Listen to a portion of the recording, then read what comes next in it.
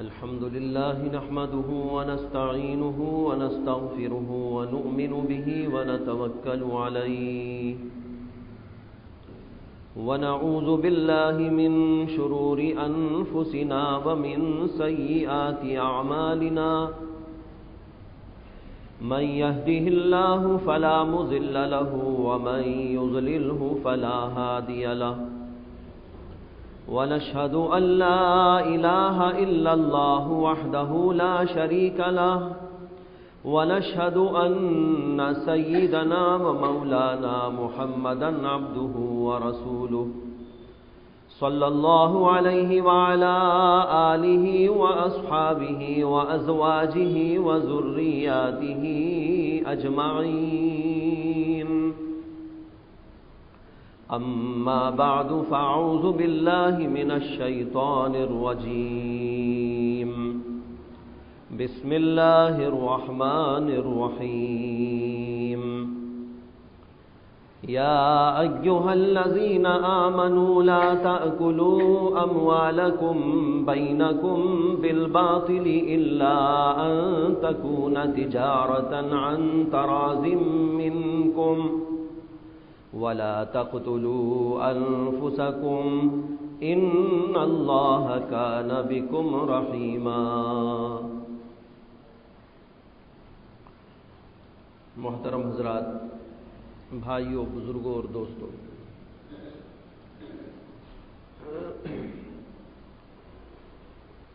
اس وقت میں نے قرآن پاک کی جس آیت کا ذکر کیا ہے، یہ وہ آیت ہے جس میں اللہ تعالیٰ نے معاملات کے سلسلے میں حلال و حرام کی تمیز کے متعلق ضروری احکامات ارشاد فرمائے ہیں۔ دین اسلام کی بنیاد کئی چیزوں پر ہے، یا یوں کہہ لیجئے کہ دین اسلام کے بہت سے شعبے ہیں۔ بعض شعبوں پر ہماری نظر ہے، بعض شعبوں پر ہماری نظر نہیں۔ بعض شعبوں کو ہم دین اسلام میں داخل مانتے اور سمجھتے ہیں، بعض شعبوں کو ہم نہ دین میں داخل سمجھتے ہیں نہ مانتے ہیں۔ ہم نے بعض شعبوں کو دین سے خارج کر دیا ہے، حالانکہ وہ دین میں داخل، لیکن چونکہ ہم نے اس کو فاسد کر لیا ہے تو ہم نے یہ سمجھ لیا کہ یہ دین ہی کے اندر داخل نہیں، اس لیے ہم نے ان کو دین سے خارج سمجھ رکھا ہے۔ علماء نے لکھا ہے کہ دین اسلام کے جو شعبے ہیں وہ 5 شعبے۔ سب سے پہلا اہم شعبہ عقائد کا ہے کہ ایک انسان کو عقیدہ کیا رکھنا چاہیے، اللہ کے بارے میں، رسول کے بارے میں، آخرت کے بارے میں، دنیا کے بارے میں، انبیاء کے بارے میں، ملائک کے بارے میں، اللہ کی کتابوں کے بارے میں، قیامت کے بارے میں۔ دوسرا شعبہ ہے عبادات کا، کہ اللہ کی طرف سے ہمارے اوپر کیا کیا عبادتیں مشروع کی گئیں، کیا کیا عبادتیں فرض کی گئیں، تاکہ ہم اللہ کی عبادت کرتے ہوئے زندگی گزاریں، جیسے نماز ہے، روزہ ہے، حج ہے، زکوٰۃ ہے، قربانی ہے، ذکر ہے، تلاوت ہے۔ یہ ساری کے ساری چیزیں عبادت کہلاتی ہیں۔ ان 2 شعبوں کے بارے میں تو ہم سمجھتے ہیں کہ ہاں یہ دین کے بڑے اہم ترین شعبے ہیں۔ عقائد بھی بہت ضروری ہے، اور عقائد کے ساتھ یہ بھی بہت ضروری ہے کہ ہم اللہ کی عبادت کریں۔ یہ الگ بات ہے کہ بہت سارے لوگ عبادت میں کوتاہی کرتے ہیں، جیسے بہت سے لوگ نماز نہیں پڑھتے، بہت سے لوگ رمضان آنے کے باوجود روزہ نہیں رکھتے، بہت سے لوگ مال ہونے کے باوجود زکوٰۃ نہیں دیتے۔ لیکن نہ دینے والے اور نہ کرنے والے بھی سمجھتے ہیں کہ ہاں دین میں یہ داخل ہے۔ لیکن تیسرا جو شعبہ ہے وہ ہے معاملات کا شعبہ۔ حلال کیا، حرام کیا، اچھا کیا، برا کیا، بیپار کون سا کر سکتے ہیں، کون سا نہیں کر سکتے، کسی کا مال ہم کب لے سکتے ہیں، کب نہیں لے سکتے، معاملات کی دنیا کیسی ہونی چاہیے، اللہ کا اس کے بارے میں کیا حکم ہے، رسول اللہ صلی اللہ علیہ وسلم کا کیا ارشاد ہے، یہ معاملات کی دنیا کہلاتی ہے۔ اور معاملات کا یہ شعبہ دین کا اہم ترین شعبہ ہے، جیسے کہ نماز ہے، جیسے روزہ ہے، جیسے زکوٰۃ ہے، اسی طریقے پر یہ بھی بہت اہم ترین شعبہ ہے۔ لیکن بہت سے ہم میں ایسے ہیں جو اسے دین ہی سے خارج کر رکھے ہیں، سمجھتے ہی نہیں کہ دین کا کوئی شعبہ ہے۔ نماز کے بارے میں بولیں آپ تو کہیں گے ہاں حضرت نماز تو بہت ضروری ہے، لیکن بھائی آپ کا کاروبار کہاں تک درست ہے، کہاں تک نادرست؟ تو بہت سے ایسے بے باک لوگوں کو بھی دیکھا گیا جو یوں کہتے ہوئے جھجک نہیں محسوس کرتے کہ اگر حلال و حرام کے مسئلے لے کر بیٹھیں گے تو اب دنیا نہیں چلے گی۔ یعنی حلال و حرام کے مسئلے اللہ نے ایسے بتا دیے ہیں کہ اگر ان مسائل پر عمل کریں گے تو دنیا کا نظام فاسد ہو جائے گا، لا حول ولا قوت الا باللہ۔ تو گویا وہ اسے دین ہی نہیں مانتا، دین کا شعبہ ہی تسلیم نہیں کرتا، حالانکہ وہ دین کا شعبہ ہے۔ مجھے اس پر ایک عجیب لطیفہ یاد آ گیا۔ لطیفہ تو ویسے بھی عجیب ہوتا ہے، لیکن یہ عجیب لطیفہ ہے تو مطلب یہ ہے کہ زیادہ عجیب ہے۔ ایک آدمی نماز پڑھ رہا تھا اور نماز میں کھڑے ہو کر اپنی ٹانگ کو ایسا کر دیا تھا، الگ سے اس طرح ٹانگ کو یوں کر دیا اور کھڑے ہو کے نماز پڑھ رہا ہے۔ خیر ایک صاحب، دو صاحب، چاند صاحب وہاں دیکھنے لگے اسے کہ بھائی یہ کیا عجیب و غریب نماز کا طریقہ ہے، نماز کو کھڑے ہو تو دونوں پیروں پہ آدمی ٹکا ہوا ہو، لیکن یہ صاحب ہیں کہ ایک ٹانگ کو تو ٹکائے رکھے ہیں اور دوسری ٹانگ کو ہٹائے رکھے ہیں۔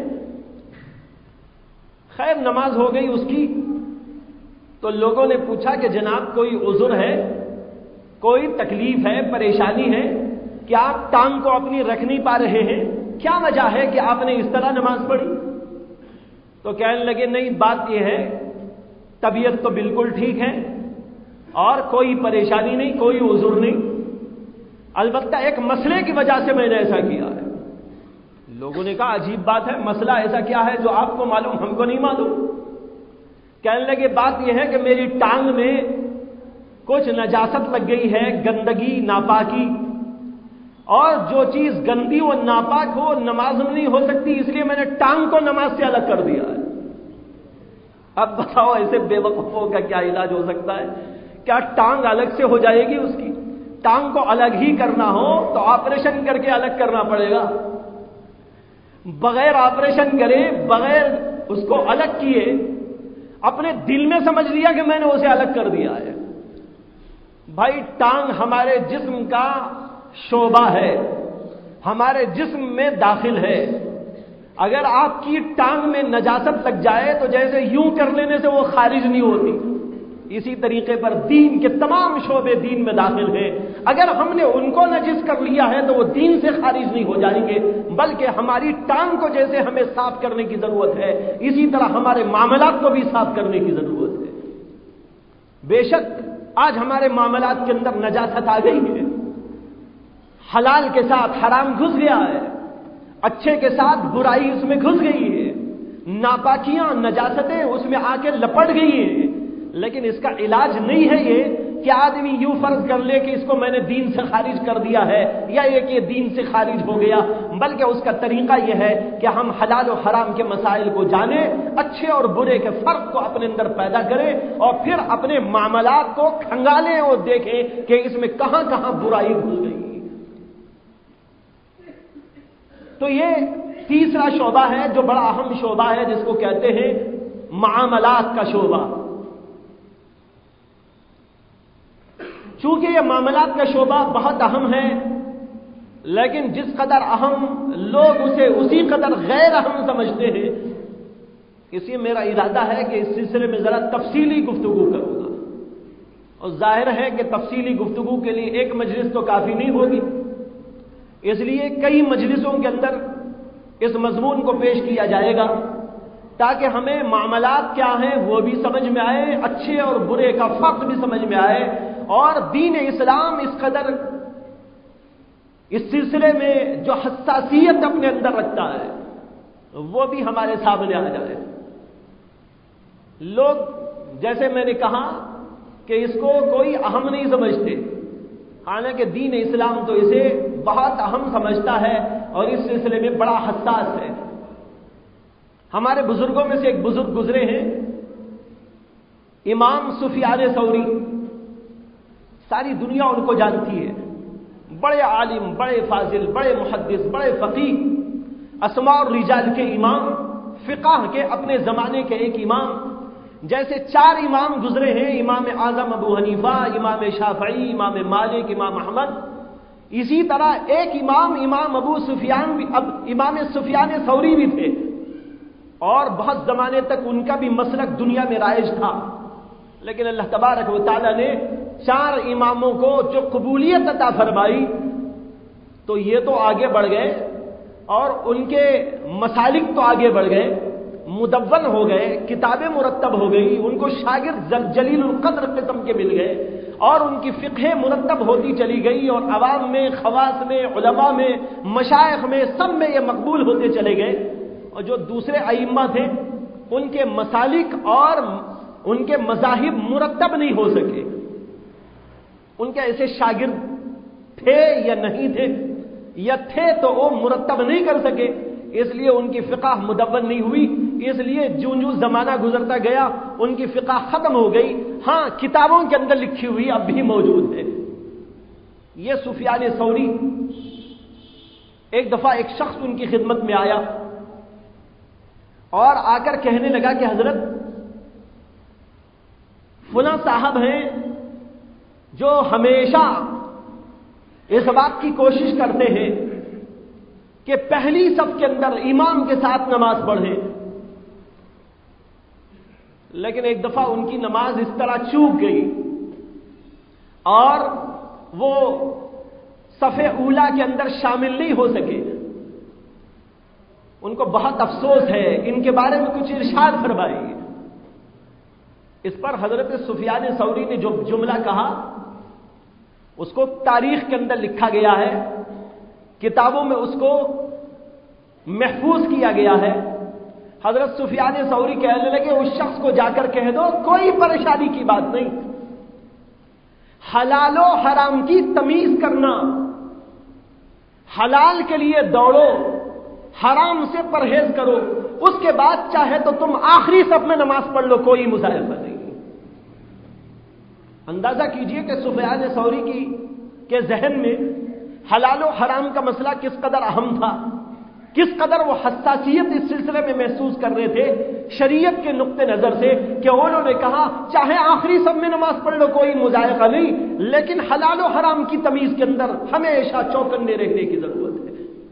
بہت سارے لوگ ایسے ہوتے ہیں کہ ماشاءاللہ نماز میں بڑے چوکس، بڑے چوکنا، تسبیح ہمیشہ ہاتھ میں، جھبا و قبا، داڑھی اور مختلف قسم کی اور ظاہری زیب و زینت کی چیزیں، یہ ساری چیزیں موجود ہیں، لیکن جب مسئلہ حلال و حرام کا آ جائے تو وہاں پر اس سلسلے میں وہ اتنے بوڑھے ہو جاتے ہیں کہ یوں معلوم ہوتا ہے کہ ان صاحب کو اس کی کوئی فکر نہیں۔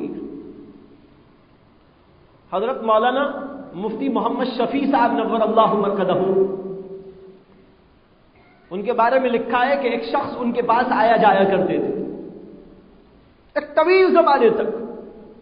حضرت تو بہت اونچی شخصیت تھے، بہت بڑے عالم، بہت بڑے مفسر، بہت بڑے فقیہ، اپنے زمانے میں انہوں نے فقہ پر اور تفسیر پر جو خدمات انجام دی ہیں وہ 4 دانگ عالم پھیلی ہوئی ہے، ساری دنیا اس کی معترف، جن کی تفسیر معارف القرآن مشہور ہے، فقہ میں جن کی جواہر الفقہ بہت مشہور ہے، جن کے صاحبزادے ابھی تشریف لائے تھے حضرت مولانا مفتی محمد تقی عثمانی صاحب دامت برکاتہم۔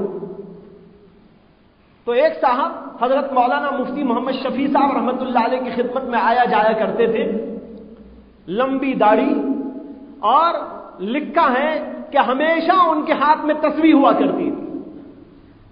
حضرت بھی سمجھتے تھے کہ کوئی پہنچے ہوئے صاحب ہیں، یہ کہاں پہنچے ہوئے ہیں یہ الگ بات ہے، پہنچنے کا بھی بڑا فرق ہوتا ہے۔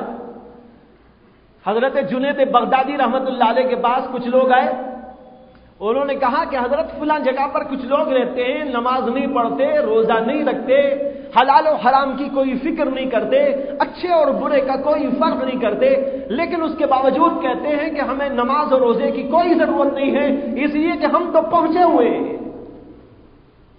حضرت جنید بغدادی کو ہنسی آ گئی۔ حضرت جنید بغدادی نے ہنستے ہوئے فرمایا کہ ہاں وہ سچ کہتے ہیں، پہنچ گئے ہیں، لیکن جانتے بھی ہو کہ کہاں پہنچے ہیں؟ جہنم پہنچ گئے۔ تو بعض لوگ پہنچ تو جاتے ہیں لیکن کہاں پہنچے یہ مسئلہ ہے۔ اس لیے پہنچو تو صحیح جگہ پہنچو، غلط جگہ نہ پہنچو، اس لیے کہ پہنچنے کو آدمی کہیں بھی پہنچ سکتا ہے۔ تو وہ صاحب لمبی چوڑی داڑھی والے اور ہاتھ میں ہمیشہ تسبیح، کہتے ہیں کہ بہت طویل زمانے تک حضرت کی خدمت میں آنا جانا تھا ان کا۔ بہت طویل زمانے کے بعد یہ راز کھلا۔ یہ بھی لکھا ہے کہ ہمیشہ وہ وظیفے پوچھا کرتے تھے کہ حضرت یہ وظیفہ بتا دیجئے، اس کا وظیفہ بتا دیجئے، مال جمع ہو جائے اس کا وظیفہ بتا دیجئے، ترقی ہو جائے وظیفہ بتا دیجئے۔ آج لوگوں کو اس کا بڑا ذوق ہے، نماز چاہے نہیں پڑھیں گے لیکن وظیفہ ضرور پوچھیں گے۔ یاد رکھو وہ وظیفہ کبھی کام نہیں آ سکتا جو فرائض کی ادائیگی کے بغیر کیا جاتا ہے، جو حلال و حرام کی تمیز کے بغیر ادا کیا جاتا ہے۔ سب سے پہلے تو یہ ہے کہ فرائض ادا کیے جائیں، دوسرا نمبر یہ ہے کہ حلال و حرام کا فرق کیا جائے، حلال ہی استعمال کیا جائے، برائی سے اور حرام چیزوں سے پرہیز کیا جائے، اور پھر اس کے بعد آپ وظیفہ پڑھیے تو وظیفہ انشاءاللہ مقبول ہوگا، منظور ہوگا، نافع ہوگا، مفید ہوگا۔ لیکن آدمی نماز تو چٹ کرے، حلال و حرام کی کوئی پرواہ نہ کرے، لیکن وظیفے پر وظیفہ کھونٹتا چلا جائے تو ایسے وظیفے سے کبھی خدا تبارک و تعالی اپنی نعمت عطا نہیں کرتے اور اپنا فضل و کرم نہیں فرماتے، بلکہ ہو سکتا ہے کہ الٹا اثر ہو جائے۔ تو وظیفے پوچھا کرتے تھے۔ بہت طویل زمانے کے بعد یہ راز کھلا کہ وہ صاحب آنے جانے والے سٹے میں مبتلا ہے، جوا جسے کہتے ہیں، جوئے پر پیسے لگاتے تھے اور ہار جیت کا کھیل کھیلتے تھے، اور حضرت سے آ کر وظیفہ پوچھتے تھے کہ حضرت وظیفہ بتا دیجئے کہ مجھے ترقی ہو جائے۔ مطلب یہ ہوتا تھا کہ میرا گھوڑا آگے بڑھ جائے۔ لا حول ولا قوت الا باللہ۔ ایسے وظیفے کب کام آ سکتے ہیں؟ تو بھائیوں، بعض لوگ ہوتے ہیں ظاہری شکل کے اعتبار سے، صورت کے اعتبار سے بالکل ایسے لگتے ہیں جیسے کہ کوئی ولی اللہ ہو، لیکن حقیقت یہ ہے کہ ایسے لوگ حلال و حرام کی تمیز نہ کرنے کی وجہ سے اللہ کی نظر میں معتوب ہوتے ہیں۔ تو اس لیے نماز کے ساتھ، روزے کے ساتھ، حج کے ساتھ، دیگر عبادات کے ساتھ، ان ساری چیزوں کے ساتھ اس بات کی بھی بڑی اہمیت ہے کہ ہم حلال و حرام کے مسائل کو جانیں اور حلال و حرام پر عمل بھی کریں، حرام سے بچیں اور حلال ہی کو اختیار کریں۔ ایک طویل زمانے سے چونکہ دیکھا جا رہا ہے ساری دنیا میں تسلط ہے غیروں کا معاملات کی دنیا پر۔ نماز اور روزے کے بارے میں تو ہم کو چھوڑ دیا کہ ہاں تم کر لو نماز روزہ، لیکن بھائی جب معاملات کی دنیا میں آپ اترتے ہیں تو وہاں پر یہ ہے کہ غیروں کا پوری طرح تسلط ہے، اور غیروں میں سے بھی خاص طور پر اس ذہنیت کا تسلط ہے جو سود خور ذہنیت لیے ہوئے ہے۔ یہ سود خوروں نے پورا نظام اپنے کنٹرول میں کر لیا، اپنے بس میں لے لیا اور ساری دنیا کو سود میں مبتلا کر دیا ہے۔ بہت سارے لوگ اب یہ کہتے ہیں سود کے بغیر کیسے دنیا چلے گی، بینکوں کے بغیر کیسے دنیا چلے گی، اور فلاں کام کے بغیر کیسے دنیا چلے گی، ہمارا کاروبار کیسے چلے گا، بیکار کیسے ہوگا۔ لیکن کبھی یہ نہیں سوچتے کہ ہم اللہ تبارک و تعالیٰ کی شریعت کو دنیا میں نافذ کرنے کے لیے کیا کام کر رہے ہیں۔ جیسے ہم کو روزے اور نماز کے احکام نافذ کرنے کا حکم ہے، اسی طرح ہم کو یہ بھی حکم دیا گیا ہے کہ تم معاملات کی دنیا میں اتر کر حلال کو دنیا میں رائج کرو، حرام سے دنیا کو بچاؤ، خود کو بچاؤ۔ لیکن ہم لوگ جو وہ کہتے ہیں وہ کر لیتے ہیں۔ سودی نظام ساری دنیا میں قابض ہو گیا اور حلال و حرام کے مسائل کو لوگ اب معمولی سمجھنے لگے. معمولی سمجھنے کا نتیجہ یہ ہوا وہی جو ابھی عرض کیا ہے کہ جبہ بھی ہے، قبہ بھی ہے، داڑھی بھی ہے، تسبیح بھی ہے، لیکن حلال و حرام کے فرق کو جانتا نہیں، یا جانتا ہے تو اس کو لے کر عمل کرنا نہیں چاہتا. اس لیے بھائیو اس سلسلے میں ہمیں متیقظ ہونے اور بیدار ہونے کی ضرورت ہے. سب سے پہلے تو ان حدیث کو پیش نظر رکھیے جن کے اندر اللہ کے نبی علیہ السلام نے فرمایا ہے کہ جب آدمی کسی حرام چیز سے اپنے جسم کو پالتا ہے تو وہ جسم جنت کے بجائے جہنم کا زیادہ مستحق ہوتا ہے. سود کا بھی میں نے ذکر کیا. حدیث میں آتا ہے اللہ کے نبی علیہ السلام نے ارشاد فرمایا کہ سود کا 1 درہم کھا لینا، سود کا 1 درہم کھا لینا یہ اس سے زیادہ بدتر ہے کہ کوئی اپنی ماں سے 36 دفعہ زنا کرے. ایک تو ماں سے زنا خود حرام چاہے کسی سے ہو، اور ماں سے زنا بدترین قسم کا زنا جرم ہے، اور پھر وہ 1 کے بجائے 36 دفعہ ہو جائے تو اس کی قباحت، اس کی شناعت، اس کی حرمت اور اس کی برائی کے اندر کس انسان کو شبہ ہو سکتا ہے؟ یہ تو وہ چیز ہے بھائیوں، کسی مسلمان کو تو مسلمان کو، کسی انسان کو بھی اس کی برائی کے اندر شبہ نہیں. زنا ایک ایسی برائی ہے کہ اس برائی کو دنیا میں کبھی اچھا نہیں سمجھا گیا. صرف یہ نہیں کہ اسلام میں اچھا نہیں سمجھا گیا بلکہ دنیا میں انسانیت ہی میں کبھی اس کو اچھا نہیں سمجھا گیا. چاہے ہندو ہو، چاہے عیسائی ہو، چاہے یہودی ہو، چاہے ملحد ہو، کوئی زندیق ہو، اللہ کو نہ مانتا ہو، کسی مذہب کا پیروکار نہ ہو، وہ بھی کہے گا کہ یہ بدترین قسم کا جرم ہے. تو بتانا یہ ہے کہ یہ سود ان تمام برائیوں سے زیادہ برا ہے اللہ اور اللہ کے رسول علیہ السلام کی نگاہ میں. تو ایسی بہت ساری احادیث ہیں. میں نے جو آیت ابھی آپ کے سامنے شروع میں خطبے میں تلاوت کی ہے اس کے اندر اللہ تعالیٰ نے فرمایا یا ایھا الذین آمنوا لا تاکلوا اموالکم بینکم، کہ اے لوگوں، اے مسلمانوں، اپنے مالوں کو حرام طریقے پر، باطل طریقے پر نہ کھاؤ. الا ان تکون تجارۃ عن تراض منکم، مگر یہ کہ کوئی تجارت کا وہ طریقہ ہو جو آپس میں ایک دوسرے کی رضامندی کے ساتھ میں ہو، تب تو تم ایک دوسرے کا مال لے سکتے ہو، کھا سکتے ہو. اپنا مال اس کو دے دیا اور اس کا مال خود لے لیا تجارت کے طریقے پر، لین دین کے طریقے پر، اور وہ بھی آپسی رضامندی کے ساتھ میں ہو، تب تو تم کھا سکتے ہو. لیکن اگر رضامندی نہیں ہے تو کسی کے مال کو ہاتھ لگانا بھی جائز نہیں. آج ایسا ماحول ہے کہ اس ماحول کے اندر حلال و حرام کی تمیز اڑ گئی لوگوں سے. حلال و حرام کے مسائل میں 2 قسم کے مسائل ہیں. ایک تو وہ کہ جو حرام ہے بالکل صاف اور صریح طریقے پر، اس میں کوئی بحث کی، اس کے اندر غور و فکر کی، اس کے اندر کوئی لمبی چوڑی گفتگو کی کوئی ضرورت نہیں ہے. جیسے مثال کے طور پر سود کی بحث ابھی آئی، سود حرام ہے، کس مسلمان کو شبہ ہے؟ اسی طریقے پر رشوت خوری حرام ہے. رشوت لینا، رشوت کا دینا، دونوں حرام. حدیث میں آتا ہے کہ اللہ کے نبی علیہ السلام نے فرمایا الراشی والمرتشی فی النار، سود، رشوت کا لینے والا اور رشوت کا دینے والا دونوں جہنم میں داخل ہونے والے ہیں. علماء نے اس کی تشریح کے اندر لکھا ہے کہ اگر برضا و رغبت کوئی شخص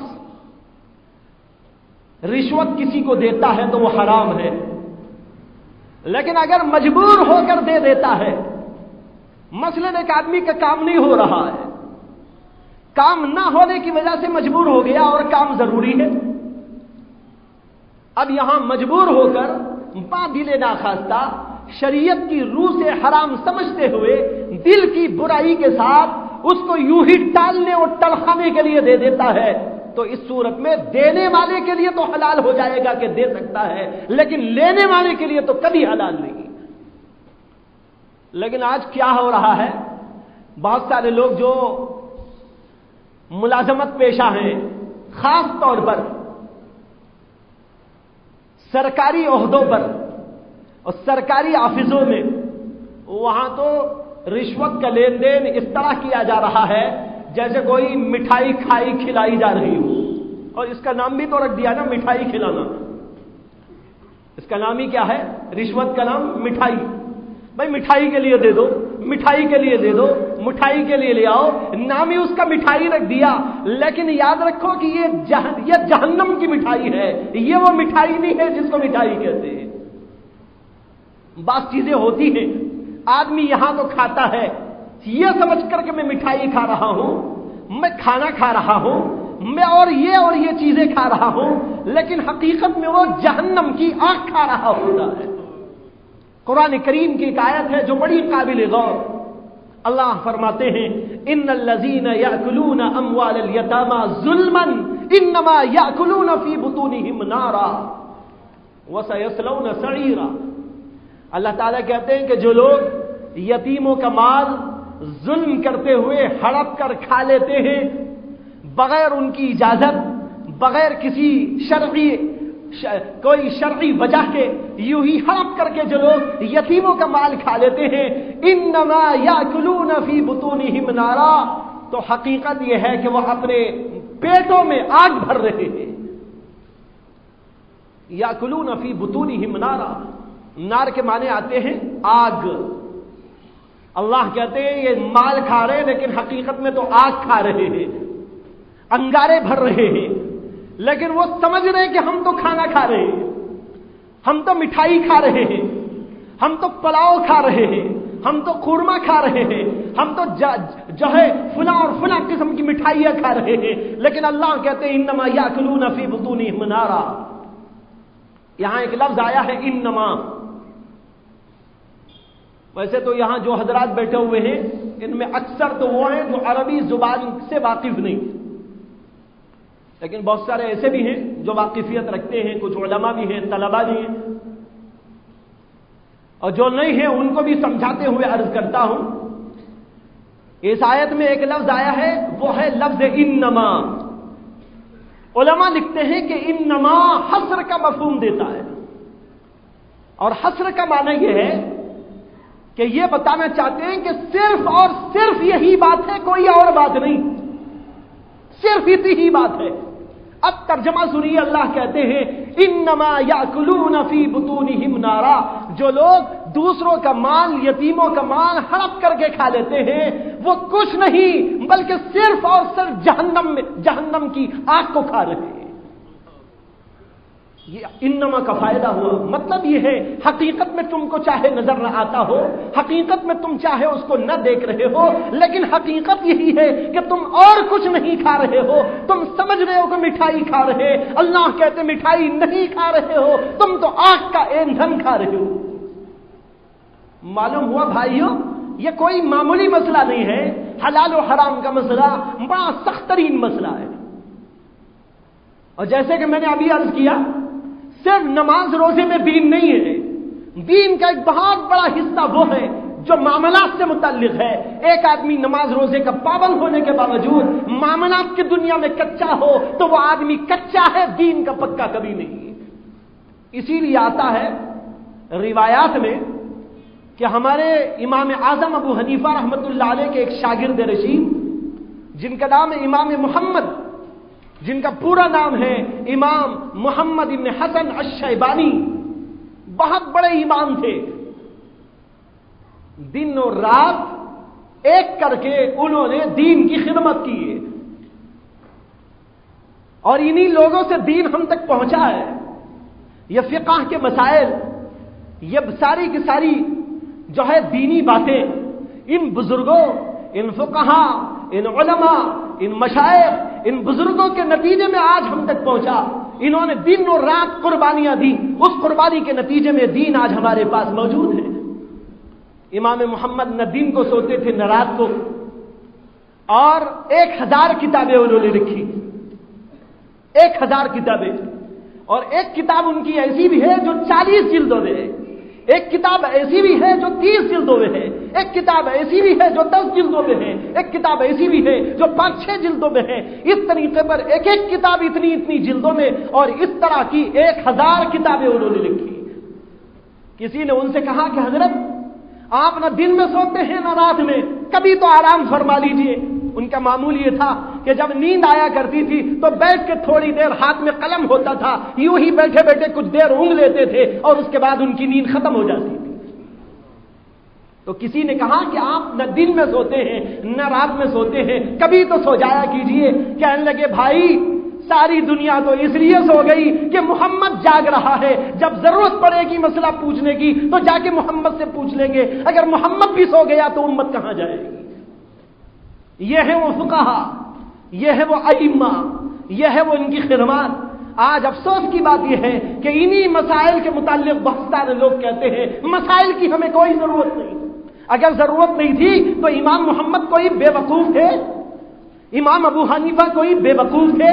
امام شافعی کوئی بے وقوف تھے؟ امام جو ہے دیگر ائمہ جو گزرے وہ کوئی بے وقوف قسم کے لوگ تھے جنہوں نے یہ سب کچھ کیا اور اتنی محنتیں کی؟ آج مسائل کی امت کو ضرورت نہیں ہے تو بھائیو بزرگوں آپ کو یہ بھی کہنا پڑے گا یہ اتنے بڑے بڑے امام جو کر کے گئے یہ سب فضول کام کر کے چلے گئے۔ کوئی ہے مائی کا لال جو کھڑا ہو کے کہنے لگے کہ ہاں میں اس کو مانتا ہوں؟ توبہ کرو، اپنی زبانوں کو قابو میں رکھو، اپنی زبانوں کو لگام دو اور اپنے دماغ کو ٹھیک کرو۔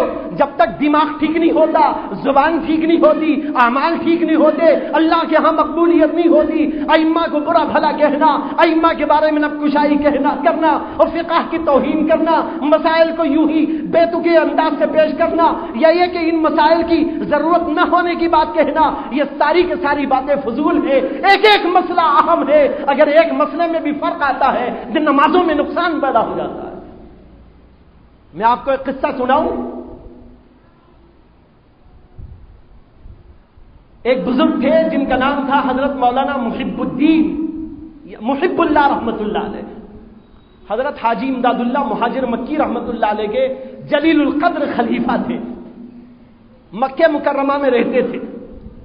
ایک دن انہوں نے حدیث کے اندر پڑھا تھا کہ جناب محمد رسول اللہ صلی اللہ علیہ وسلم نے ارشاد فرمایا ہے کہ جو آدمی اچھی طرح وضو کرے اور پھر اچھی طرح نماز پڑھے اور اس نماز کے اندر کوئی وسوسہ اور خیال نہ لائے اور اس طرح کی 2 رکعتیں پڑھنے سے اللہ اس کے تمام گناہوں کو بخش دیتا ہے۔ انہوں نے حدیث پڑھی تو دل میں خیال آیا کہ ایسی نماز پڑھنا چاہیے، چلو اس لیے وضو کرتے ہیں۔ وضو اچھی طرح کیا، پھر اس کے بعد آ کے نماز پڑھنے کے لیے کھڑے ہوئے۔ نماز پڑھنا جب شروع کیا تو یہ خیال ہوا کہ کہیں ایسا نہ ہو کہ ادھر ادھر کے خیالات دل میں آ جائے، اس لیے اپنی آنکھوں کو بند کر کے نماز پڑھنا شروع کر دیا۔ نماز ہو گئی ماشاءاللہ اتنی بہترین، کوئی وسوسہ نہیں آیا، کوئی خیال نہیں۔ پوری نماز میں دھیان اللہ کی طرف جمع رہا۔ نماز ختم ہونے کے بعد وہ صاحب کشف بزرگ تھے، مراقبہ کرتے ہوئے بیٹھ گئے، اللہ سے دعا کرتے ہوئے کہ اے اللہ میں نے تیرے لیے جو 2 رکعتیں نماز پڑھی ہیں، اپنے فضل سے کرم سے مجھے بتا دے کہ میری نماز کی تیرے پاس کیا حیثیت ہے، تیرے پاس اس کی کیا قیمت ہے۔ کچھ دیر کے بعد مراقبے میں ان کو دکھایا گیا آپ نے جو نماز پڑھی وہ نماز اس حور کی شکل میں ہم نے بنا دی ہے۔ انہوں نے کہا حور، یہ حور 2 رکعت نماز کا عوض ہے کہ مجھے حور ملے گی، اور اس کو اللہ نے حور بنا دیا ہے۔ حور کے بارے میں حدیث میں آتا ہے نا، اللہ کے نبی علیہ السلام نے فرمایا کہ وہ ایسی اللہ نے بنائی ہے کہ اگر اس کا تھوک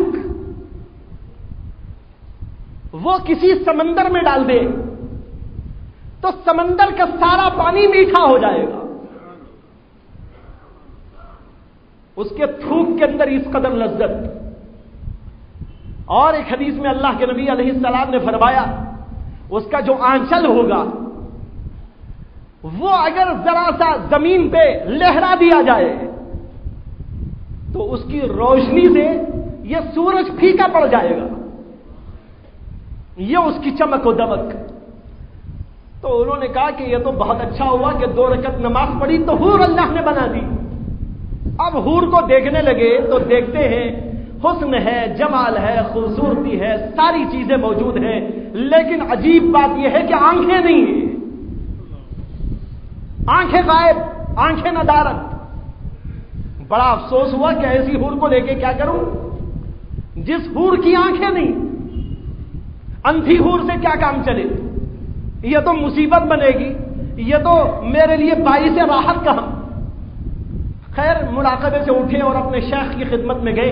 حاجی امداد اللہ مہاجر مکی اس زمانے میں زندہ تھے۔ اپنے شیخ کے پاس جا کے انہوں نے پورا قصہ سنایا کہ حضرت آج تو ایسا ایسا عجیب و غریب واقعہ پیش آیا میرے ساتھ میں، اب میری سمجھ میں نہیں آتا کہ اللہ نے میری حور کو اندھی کیوں بنایا ہے۔ انہوں نے کہا نماز کیسے پڑھی تھی؟ انہوں نے کہا حضرت اچھی پڑھی، اور اس خیال سے کہ مجھے کوئی وسوسہ نہ آئے میں نے آنکھوں کو بند کر کے نماز پڑھی ہے۔ فرمایا کہ سارا مسئلہ سمجھ میں آ گیا، یاد رکھو، سمجھ لو کہ آنکھوں کو بند کر کے نماز پڑھنا سنت محمدی کے خلاف ہے، اس سنت کے خلاف تم نے نماز پڑھی تو تمہارے حور کے اندر یہ قصور اللہ نے پیدا کر دیا ہے۔ بھائیوں، اب مسئلے جانے بغیر نماز آپ پڑھ لیں گے اور کہہ دیں گے نہیں ہم تو ماشاءاللہ دین میں لگے ہوئے ہیں، ہم اچھی پڑھے کہ بری پڑھے، مسئلے کے مطابق پڑھے کہ یہ مسئلے کے خلاف پڑھ لیں، جیسی چاہے پڑھ لیں، اللہ ہمارا محتاج ہو گیا ہے، اس لیے اس کے دین کی فقہ کی ہمیں کوئی ضرورت نہیں، ہمارے اندر اتنا جذبہ اور شوق آ گیا ہے، اس شوق کی وجہ سے بغیر مسائل کے نماز اللہ قبول کر لیتا ہے۔ لا حول ولا قوت الا باللہ۔ جو ایسی بات کہتا ہو، جو ایسی بات سمجھتا ہو، جو ایسے مسائل بیان کرتا ہو، لوگوں کے درمیان میں علماء کی یوں کہہ کر تحقیر کرتا ہو، مسائل کی کوئی ضرورت نہیں ہے، مسائل کی کوئی ضرورت نہیں ہے، دراصل وہ دین کا بگاڑ پیدا کر رہا تھا۔ بھائیوں، سنبھلنے کی ضرورت ہے، یاد رکھو جوش سے کام نہیں چلے گا، یہاں ہوش چاہیے، ہوش۔ دین کو ہوش سے سمجھو، اس کی ہر بات کو سمجھو، اس کی ہر فضیلت کو سمجھو، اس کے ہر مسئلے کو سمجھو، اس کے اوپر کو سمجھو، اس کے نیچے کو سمجھو، اس کے داہنے کو سمجھو، اس کے بائیں کو سمجھو، ساری چیزوں کو سمجھنے، ساری چیزوں کو لینے کی ضرورت ہے۔ کسی کو لے کر کسی چیز کا انکار کرنا دین کا انکار کرنا ہے۔ بہرحال یہ بات تو ضمنی آئی، میں امام محمد کی بات کہہ رہا تھا۔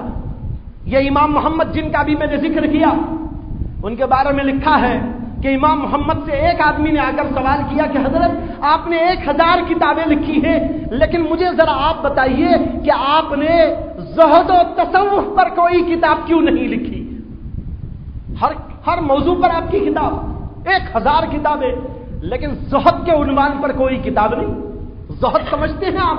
تصوف یعنی اخلاقیات، ایک آدمی کا اللہ سے کیا تعلق ہو، کیسے تعلق ہو، اللہ کی محبت ہو، توکل اللہ ہو، خوف خدا بندی ہو، خشیت خدا بندی ہو، اللہ کے نبی سے تعلق ہو، اس کے اندر کی دنیا بنی ہوئی ہو، اس کو کہتے ہیں زہد، اس کا نام ہے تصوف۔ کہنے لگے حضرت آپ نے تصوف پر کوئی کتاب، اخلاقیات پر کوئی کتاب کیوں نہیں لکھی، باطن کی اصلاح کے متعلق کوئی کتاب کیوں نہیں لکھی؟ حضرت امام محمد کہنے لگے کہ آپ کو میری کتاب ایسی نہیں پہنچی، میں نے تو لکھ دی ہے ایسی کتاب۔ وہ شاگرد تھا، قریب رہنے والا تھا، کوئی دور کا آدمی نہیں۔ اس نے کہا حضرت ہم تو دن رات آپ کی خدمت میں لگے رہتے ہیں، آپ کی ایسی کوئی کتاب میری نظر سے نہیں گزری، کون سی کتاب آپ نے لکھی ہے؟ امام محمد کہنے لگے میں نے کتاب لکھی ہے جس کو آپ جانتے ہیں، جس کا نام ہے کتاب البیوع، کتاب التجارہ، تجارت کے مسائل کی کتاب، بیوع خرید و فروخت کے مسائل کی کتاب۔ یہی کتاب دراصل اخلاقیات کی کتاب ہے، یہی تصوف کی کتاب ہے۔ اگر کوئی اس کو پڑھ لیا وہ اللہ والا بنے گا، خوف اس میں آئے گا، خشیت اس کے اندر آئے، تقوی اس کے اندر آئے، طہارت اس کے اندر آئے، ورنہ نماز پڑھ لے لیکن حلال و حرام کی تمیز نہ ہو تو ایسا آدمی کبھی اللہ کا ولی نہیں بن سکتا۔ یہ عجیب بات امام محمد کی آئی ہمارے سامنے کہ انہوں نے کتاب البیوع اور کتاب التجارت، تجارت کے مسائل کے سیکھنے کو کہا۔ یہی دراصل اخلاق و تصوف کی کتاب ہے، جو اس کو پڑھ لیتا ہے وہ اللہ کا ولی بنتا ہے۔ معلوم ہوا کہ ہمیں معاملات کی دنیا کو سدھارنے کی بڑی ضرورت ہے۔ اگر معاملات کی دنیا کو نہیں سدھار کر سب کو سدھار دیا تو بھائیو بزرگوں، ہم نے اللہ کے بہت سے احکام کو ٹھکرایا ہے۔ قرآن کریم کے اندر ایک آیت آئی، بڑی دعوت فکر دیتی ہے وہ آیت۔ اللہ نے فرمایا یا ایھا الرسل کلوا من الطیبات واعملوا صالحا۔ دو جملے ہیں اس میں، خطاب ہے رسولوں سے، یا ایھا الرسل، اے میرے رسولوں، اے میرے پیغمبروں۔ اللہ نے خطاب کیا پیغمبروں سے، اپنے رسولوں سے، اور انبیاء اور رسولوں کو خطاب کر کے دو باتیں فرمائی۔ فرمایا کلوا من الطیبات، حلال غذائیں کھایا کرو، واعملوا صالحا، اور نیک اور اچھے عمل کیا کرو۔ علماء نے لکھا ہے کہ دونوں جملوں کا جوڑ کیا ہے؟ پہلے تو فرمایا حلال غذا کھاؤ، دوسرے نمبر پر فرمایا کہ اچھے اعمال کرو۔ علماء لکھتے ہیں دونوں میں ربط و تعلق یہ ہے کہ جب آدمی حلال غذا کھائے گا تبھی اچھے عمل اس سے صادر ہوں گے، بغیر حلال غذا کے اچھے عمل کبھی صادر نہیں ہو سکتے۔ اسی اللہ نے پہلے یہ جملہ فرمایا کلوا من الطیبات، اچھی غذائیں کھاؤ، پاکیزہ غذائیں کھاؤ، حلال غذائیں کھاؤ، حرام سے پرہیز کرو۔ حرام سے پرہیز کریں گے، حلال غذا کھایا کریں گے تو پھر نتیجہ مرتب ہوگا کہ تمہارے سے اچھے اعمال صادر ہوں گے، ورنہ تو اچھے اعمال انسان سے صادر نہیں ہو سکتے اگر حرام چیزیں کھاتا رہے گا۔ ایک بزرگ تھے دارالعلوم دیوبند میں، جن کا نام تھا حضرت مولانا محمد یعقوب صاحب، بڑے عالموں میں سے تھے۔ حضرت مولانا اشرف علی تھانوی کے استاد ہیں، دارالعلوم دیوبند کے سب سے پہلے صدر مدرس تھے۔ ان کے پاس ایک بزرگ آئے، بزرگ سے مراد بڑی عمر والے۔ بزرگ کے دو معنی ہوتے ہیں، ایک بزرگ شرعی ہوتا ہے، ایک بزرگ طبعی ہوتا ہے۔ طبعی معنی طبیعت کے لحاظ سے بزرگ ہو گیا، جیسے عمر بڑی ہو گئی، اور ایک ہوتا ہے شرعی بزرگ، دینی بزرگ۔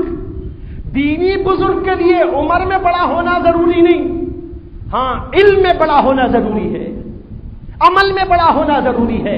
ہو سکتا ہے کہ ایک آدمی ہم سے چھوٹا ہو، عمر اس کی چھوٹی ہو، لیکن عالم ہو بہت بڑا، فاضل ہو بہت بڑا، محدث ہو بہت بڑا، فقیہ ہو بہت بڑا، اور اس کی خدمت ہو بہت بڑی، اور اسی طریقے پر عمل کے لحاظ سے، تقوی کے لحاظ سے وہ ہم سے بڑا ہو، تو ہم اگرچہ عمر میں بڑے ہیں لیکن وہ ہمارے سے دین میں بڑا ہے۔ مسئلہ لکھا ہے علماء نے کہ اگر کسی آدمی کا بیٹا، مسئلہ سنو غور سے، اس لیے کہ آج غور سے سننے کا دور بھی نہیں رہا، اس لیے کہ سب کو جانے کی فکر لگی رہتی ہے، آنے کی کم جانے کی زیادہ، سنتیں بھی نہیں پڑھتے، دعا بھی نہیں مانگتے۔ اگر اللہ کے بندو نماز پڑھتے ہیں تو دعا تو مانگ لو اللہ سے گڑ گڑا کر، دعا ہی نہیں، دعا سٹ ہو گئی، اور لوگ کہتے ہیں رحمت کیوں نہیں آتی، دعائیں قبول کیوں نہیں ہوتی، لیکن تو نے دعا ہی کب کی ہے کہ اللہ قبول کر لے؟ یہ تو ایسے ہوا جیسے بعض لوگ ہوتے ہیں کہتے ہیں ہم شیخ کا دامن نہیں چھوڑیں گے، لیکن بے وقوفوں نے اب تک پکڑا بھی نہیں ہے۔ پکڑ لیتے پھر چھوڑنے کی بات، اب یہ پکڑا ہی نہیں اور کہتے ہم نہیں چھوڑیں گے، نہیں چھوڑیں گے، نہیں چھوڑیں گے۔ ارے بے وقوف، پہلے پکڑ تو لے، پھر دیکھا جائے گا کہ چھوڑتا ہے کہ نہیں چھوڑتا۔ اسی طریقے پر بعض لوگ ہوتے ہیں کہتے ہیں ہماری دعا قبول نہیں ہوئی، لیکن دعا کرتے نہیں، امام صاحب کا آدھا سلام ابھی باقی ہے، اس سے پہلے مسجد کے باہر نکلنے کی فکر ہوتی ہے۔ تو بہرحال کیا بات ہے سمجھ لیں، ہاں دیوبند کے، میں یہ کہہ رہا تھا ایک مسئلہ، بڑے چھوٹے کی بات کہہ رہا تھا۔ علماء نے مسئلہ لکھا ہے کہ اگر کسی آدمی کا بیٹا عالم ہو، اب چلنے کی نوبت آئی راستے میں یا کہیں بیٹھنے کی نوبت آئی، کنز الدقائق اور اسی طرح فتاوی عالمگیری اور بھی بعض بڑی بڑی ایسی کتابیں موجود ہیں، اس کے اندر مسئلہ لکھا ہوا ہے کہ ایسی صورت کے اندر بیٹے کو آگے، باپ کو پیچھے چلنا چاہیے۔ سمجھ میں آ رہا مسئلہ؟ یعنی عالم کی عزت، عالم کا مقام، آج ہم سے بھی بڑا کوئی ہو تب بھی اس کی کوئی تعظیم کرنا نہیں چاہتے، عالم ہوتا ہے، فاضل ہوتا ہے، بڑا ہوتا ہے، کہتے باپ پیچھے چلے اور اس کا بیٹا عالم ہو تو آگے چلے، اور باپ نیچے بیٹھے، باپ بیٹا اس کا عالم ہو تو وہ اوپر بیٹھے، یہ لکھا ہے مسئلہ۔ تو بہرحال میں کہہ رہا تھا ایک ہوتا ہے بزرگ طبعی، ایک ہوتا ہے بزرگ شرعی و دینی۔ تو حضرت مولانا یعقوب صاحب نانوتوی کی خدمت میں ایک صاحب آئے، بزرگ آدمی، بڑے آدمی، کہنے لگے حضرت میں نے یہ پیسے جمع کیے ہیں بڑی محنت سے، اور میرا کام یہ ہے، پیشہ یہ ہے کہ میں جا کے لکڑیاں چن چن کے لاتا ہوں جنگل سے، کاٹ کاٹ کے لاتا ہوں جنگل سے، گٹھی بنا بنا کر بازار میں بیچتا ہوں، جو پیسے مل جاتے ہیں وہ اپنے کھانے میں پینے میں ضرورت میں استعمال کرتا ہوں، لیکن میری خواہش یہ ہوتی ہے کہ میں آپ جیسے بزرگوں کی کوئی خدمت کروں اور دعوت کروں، اور اس کے لیے میں نے 1 سال تک پیسے تھوڑے تھوڑے تھوڑے جمع کیے اور 2 پیسے جمع ہو گئے ہیں۔ اس زمانے کے 2 پیسے، شاید اس زمانے کے 2000 روپے ہو جائیں گے۔ کہنے لگے 2 پیسے میں نے جمع کیے ہیں، یہ آپ بزرگوں کی خدمت میں لایا ہوں، دارالعلوم دیوبند کے تمام مدرسین کی اس سے آپ دعوت فرما دیجیے۔ حضرت مولانا یعقوب صاحب نے قبول کر لیا اور گڑ کے چاول پکائے ہوئے 2 پیسے جو اس وقت کے تھے، اس سے انہوں نے گڑ کے چاول تمام مدرسین کے لیے بنائے جتنے بھی اس زمانے میں ہوں گے۔ اب تو بہت بڑا مدرسہ ہے وہ، عالمی اور پورے ایشیا کا، بلکہ یوں کہیے حقیقت کے لحاظ سے ساری دنیا کا بڑا مدرسہ ہے، رقبے کے لحاظ سے نہیں، علم کے اعتبار سے، خدمت کے اعتبار سے۔ تو بہرحال جتنے مدرسین تھے سب کی دعوت کی گئی، کھا لیے کھانا۔ حضرت مولانا یعقوب صاحب نانوتوی کہتے ہیں اس کھانا کھانے کے بعد 2 مہینے میرے اوپر ایسے گزرے کہ اس میں کسی گناہ کا وسوسہ اور خیال بھی نہیں آیا۔ یہ ہوتا ہے حلال پیسہ۔ جب حرام پیسہ کھاتا ہے آدمی، دل میں انگڑائیاں لیتی ہیں، غلط باتیں، غلط جذبات، غلط خیالات، کبھی یہ کرو، کبھی وہ کرو، کبھی یہ کرو اور کبھی وہ کرو، اس طریقے پر حرام کاموں میں انسان مبتلا ہو جاتا ہے۔ تو بھائیو، یہ بہت بڑا مسئلہ ہے کہ ہم حلال و حرام کی فکر و تمیز پیدا کریں اپنے اندر۔ آج کے بیان کا صرف خلاصہ یہی ہے کہ ہم حلال و حرام کے مسئلوں کو اہمیت سے سمجھے، یہ دین کا اہم ترین شعبہ ہے۔ باقی انشاءاللہ باتیں پھر عرض کی جائیں گی۔ وآخر دعوانا الحمدللہ رب العالمین۔ آخر میں اعلان ہے